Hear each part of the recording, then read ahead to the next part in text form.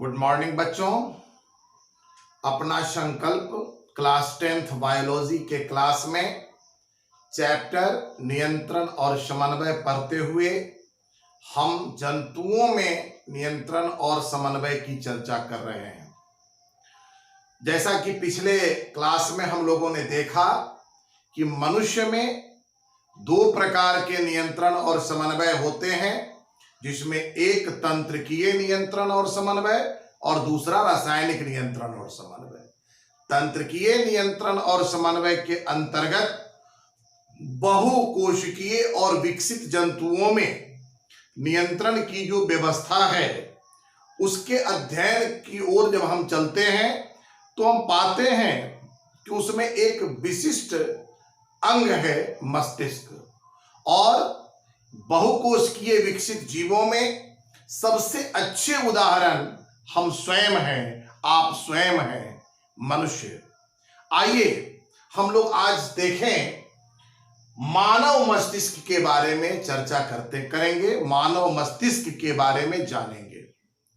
बच्चों, पिछले क्लास में हम लोग तंत्रिका कोशिका या न्यूरॉन के माध्यम से उद्दीपन या आवेग के एक स्थान से दूसरे स्थान तक परिवहन की बात देखे, संचरण की बात देखे। अब हम यह जानने का प्रयास करेंगे कि जो उद्दीपन या आवेग संवेदी अंगों के माध्यम से ग्रहण किए जाते हैं, जिसको ग्राही अंग भी कहते हैं, वे आवेग या उद्दीपन संचरित होकर अंततः कहां पहुंचते हैं? तो जवाब जान लीजिए, वो अंततः पहुंचते हैं केंद्रीय तंत्रिकीय अंग, जिसको हम मस्तिष्क और मेरुरज्जु बताए भी थे आपको। मनुष्य के नियंत्रण और समन्वय में दो मुख्य तंत्रिकीय अंग हैं, मुख्य तंत्रिकीय केंद्र हैं, जिसमें एक है मस्तिष्क और दूसरा है मेरुरज्जु।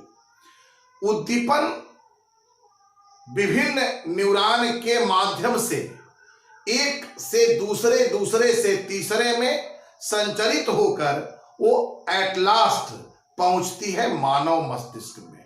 फिर मानव मस्तिष्क उस आवेग या उद्दीपन के अनुरूप डिसीजन लेता है, उसका विश्लेषण करता है और निर्णय लेता है, और उस निर्णय को वो प्रेरक अंगों के माध्यम से नियंत्रण और क्रियान्वयन के लिए आगे प्रेरणा देता है।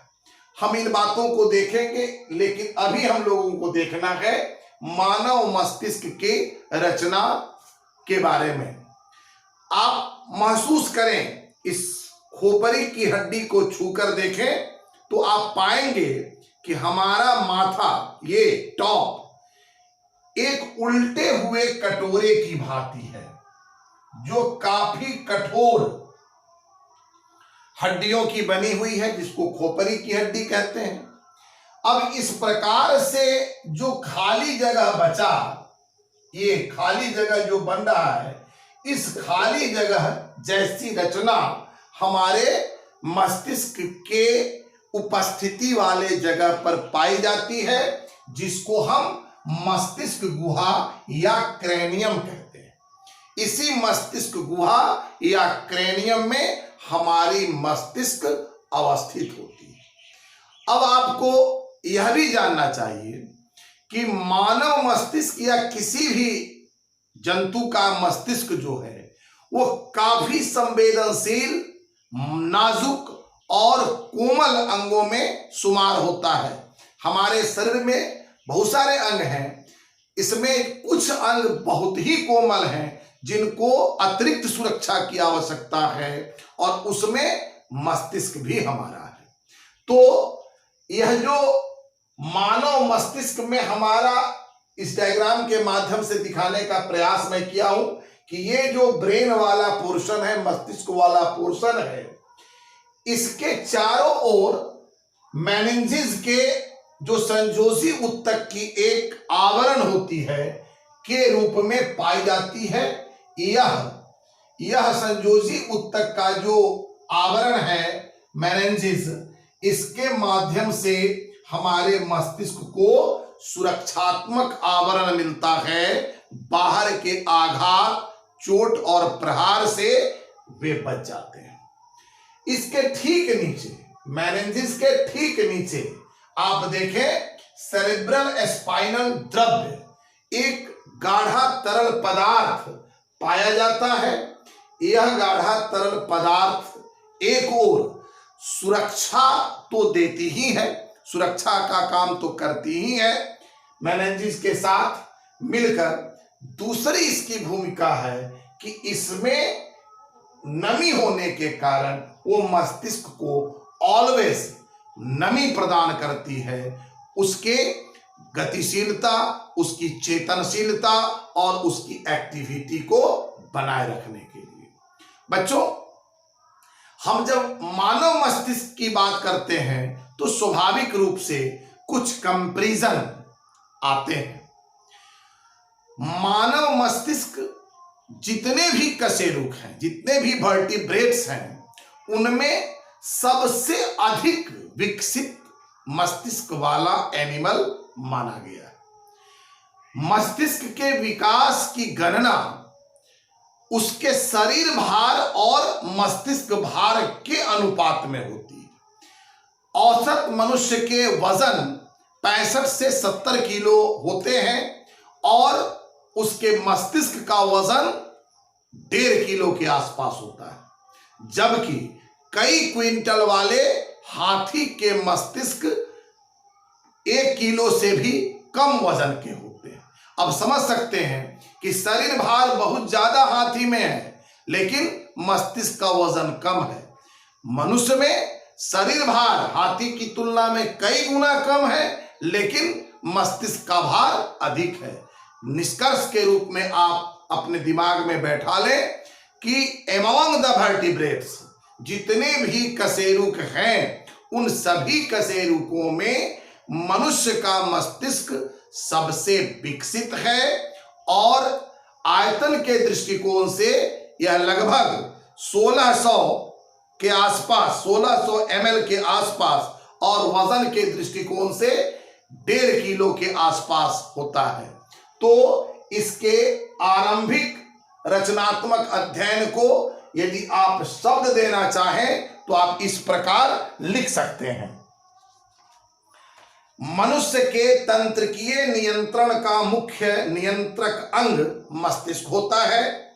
मस्तिष्क एक अत्यंत कोमल और संवेदनशील अंग है। यह खोपड़ी के मस्तिष्क गुहा, ब्रेन बॉक्स या क्रेनियम में सुरक्षित रहता है। इसके चारों ओर तंतुमय संयोजी उत्तक से बनी मेनिंजिस पाई जाती हैं, जो मस्तिष्क को बाहरी आघातों और दबावों से बचाती है। मस्तिष्क और मेनिंजिस के बीच सेरेब्रोस्पाइनल द्रव्य, सेरेब्रोस्पाइनल फ्लूइड की उपस्थिति होती है, जो मस्तिष्क को सुरक्षा के साथ नमी प्रदान करती है। मानव मस्तिष्क अन्य कशेरुकों की तुलना में सर्वाधिक जटिल और विकसित है। इसका औसत आयतन 1650 ml और औसत भार 1.5 किलोमीटर, 5 किलोग्राम मतलब 1.5 किलो होता है। अब इस पूरे मस्तिष्क को यदि हम अध्ययन के दृष्टिकोण से देखें तो इसको हम 3 भागों में बांट सकते हैं। एक इसका अग्रभाग, दूसरा मध्य भाग और तीसरा पश्च भाग। इन 3 भागों में बांटकर हम मस्तिष्क का डिटेल अध्ययन करेंगे। जैसा कि मैं बताया कि मानव मस्तिष्क को उनकी उपस्थिति के आधार पर अग्र, मध्य और पश्च, अगला, बिचला और पिछला 3 भागों में बांटा जाता है। अब हम बारी बारी से तीनों का वर्णन करें। सबसे पहले अग्र मस्तिष्क। अग्र मस्तिष्क, जिसको फोर ब्रेन भी कहते हैं, यह भी एक जटिल रचना है और यूं कहिए कि मानव मस्तिष्क की सबसे बड़ी हिस्सेदारी मानव मस्तिष्क के रचना में जो सबसे बड़ी हिस्सेदारी है वो अग्र मस्तिष्क की है और यह स्वयं 3 इकाइयों से मिलकर बनी हुई है। पहला घ्राणेंद्रिय पाली, दूसरा प्रमस्तिष्क या सेरिब्रम और तीसरा डायनसेफ्लॉन। ये 3 अलग अलग पार्ट हैं जिसमें घ्राणेंद्रिय पाली जो है वह बिल्कुल छोटी रचना है और वह अग्र मस्तिष्क के प्रमस्तिष्क वाले भाग से ढकी होती है। उसको रचनात्मक रूप से दिखाना संभव नहीं है, इसके अंदर वो छोटी सी रचना है और इसका काम सूंघने की क्षमता जो हमारे पास है, सूंघने की क्रिया को नियंत्रित करती है। अर्थात सुगंध और दुर्गंध में जो हम फर्क कर पाते हैं उसका स्मेलिंग कंट्रोल जो है वह ऑल्फैक्टरी लॉब के द्वारा घ्राणेंद्रिय पाली के माध्यम से होती है। दूसरा भाग जो इसका प्रमस्तिष्क या सेरिब्रम है, यह वाकई हमारे मस्तिष्क का मुख्य भाग है। आप जितनी बातें मुख्य रूप से आपके दिमाग में आ रही होंगी, ब्रेन के फंक्शन, बुद्धिमानी, चतुराई, प्रेम, घृणा, ये सारी की सारी चीजें इसी के द्वारा कंट्रोल होती है। यह संपूर्ण मस्तिष्क का लगभग वजन के दृष्टिकोण से लगभग 80% अकेला यही होता है। अब इसको देखा जाए तो यह मोटे तौर पर 2/3 भाग को घेरते हुए आगे से पीछे की ओर फैली होती है और संपूर्ण रचना जो प्रमस्तिष्क की है वो एक खांच के द्वारा 2 भागों में बटी होती है और वो दोनों भाग जो हैं वह कार्पस कैलोसम के द्वारा आपस में जुड़े होते हैं। ये कार्पस कैलोसम है, इसके माध्यम से आपस में जुड़े होते हैं।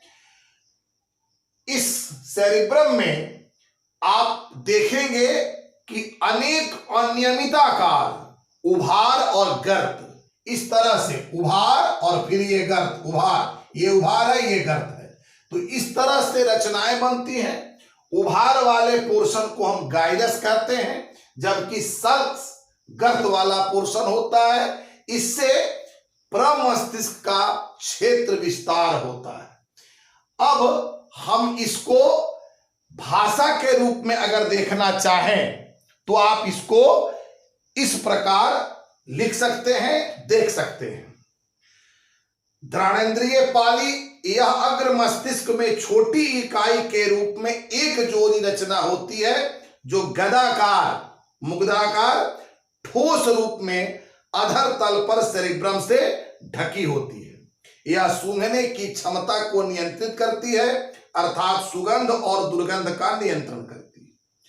प्रमस्तिष्क या सेरिब्रम यह संपूर्ण मस्तिष्क के कुल वजन का 80% होता है तथा मस्तिष्क के शीर्ष, पार्श्व और पश्च भागों को ढकते हुए स्थिति में पाया जाता है। अनुदैर्ध्य खांच द्वारा यह दाएं एवं बाएं भागों में विभाजित होता है और दोनों भाग तंत्रिका ऊतकों के बने कार्पस कैलोसम द्वारा एक दूसरे से जुड़े होते हैं। इसमें अनेक अनियमिताकार उभरी रचनाएं गाइरस तथा इसके अवनमन गर्त से बनी रचना शल्कस पाई जाती है। इनके कारण प्रमस्तिष्क का बाहरी क्षेत्र बढ़ जाता है।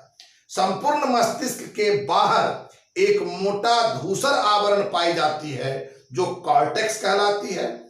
इसी कॉर्टेक्स में अलग अलग निर्दिष्ट केंद्र होते हैं जो कुशलता पूर्वक विभिन्न शारीरिक क्रियाओं का नियंत्रण एवं समन्वय करते हैं। यह मस्तिष्क का सर्वाधिक महत्वपूर्ण भाग है जो बुद्धि या चतुराई के केंद्र के रूप में कार्य करती है। सोचने समझने की क्रिया, स्मरण शक्ति, प्रेरणा, घृणा, प्रेम, भय, हर्ष, कष्ट इत्यादि के अनुभव का नियंत्रण इसी के माध्यम से होता है। एक बात गौर करने की कि जिस व्यक्ति में यह प्रमस्तिष्क औसत से कम विकसित होगा, अर्थात प्रमस्तिष्क का विकास औसत से कम होगा, उसमें गाइनस और सल्कस के विकास कम होंगे, वह व्यक्ति मंद बुद्धि का होगा। वह आप अपने समाज में, परिवार में या परिवेश में देखे होंगे कि इक्का दुक्का व्यक्ति बहुत कम बुद्धि वाला होता है, जिसको आप मंद बुद्धि कहते हैं। उसके मंद बुद्धि होने का कारण है, किसी कारण से उसके प्रमस्तिष्क का, सेरिब्रम का विकास औसत तक नहीं हो सका, औसत से कम हुआ। अब तीसरी बात जो डायनसेफलॉन है, इसके बारे में, यह अग्र मस्तिष्क का अपेक्षाकृत सबसे छोटा भाग होता है और प्रमस्तिष्क के दोनों भागों द्वारा ढका होता है। इसके माध्यम से ताप के कम या अधिक होने का आभास, दर्द तथा रोने जैसी क्रियाओं का नियंत्रण होता है। इस प्रकार अग्र मस्तिष्क हमारे मस्तिष्क के महत्वपूर्ण नियंत्रण और समन्वय के कार्यों का निर्वहन करते हैं, उसका संपादन करते हैं। इसी तरह अगले क्लास में हम लोग मध्य मस्तिष्क को देखेंगे और पश्चिम मस्तिष्क को देखेंगे। निश्चित रूप से आपको यह वीडियो, यह चैनल आपके काम का है, लाभान्वित हो रहे हैं आप, कॉल भी आ रहे हैं, मैसेज भी आ रहे हैं। पुनः आपसे मैं कहूंगा एक बार कि जो लोग अभी तक सब्सक्राइब नहीं किए हैं, चैनल को सब्सक्राइब कर लें और वीडियो को लाइक और शेयर करें। धन्यवाद।